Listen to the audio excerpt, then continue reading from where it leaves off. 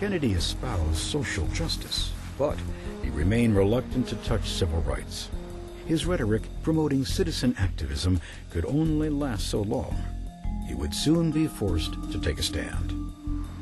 In the early 60s, social unrest grew as student volunteers or freedom riders took bus trips throughout the South, testing segregation laws for interstate travel facilities and drawing a sometimes violent response from the Ku Klux Klan. In 1962, James Meredith, the first African-American student at the all-white University of Mississippi, was barred from entering. Federal marshals were sent to protect Meredith from threats of lynching.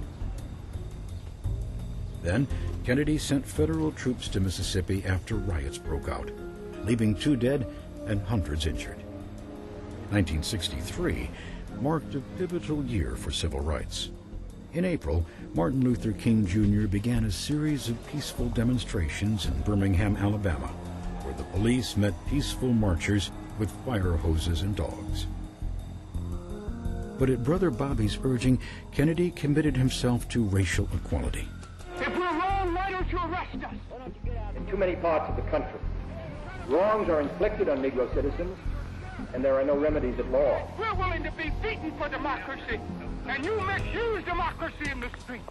You beat people bloody in order that they will not have the privilege to vote. As clashes grew more violent, civil rights leaders pressed Kennedy for legislation.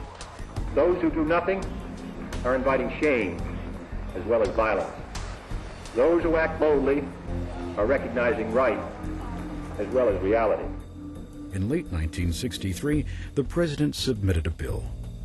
Next week, I shall ask the Congress of the United States to act, to make a commitment it has not fully made in this century to the proposition that race has no place in American life or law.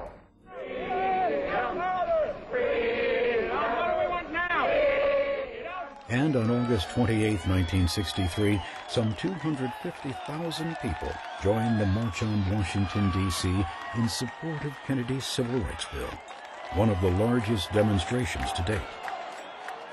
I have a dream that my 4 little children will one day live in a nation where they will not be judged by the color of their skin, but by the content of their character. I have a dream today.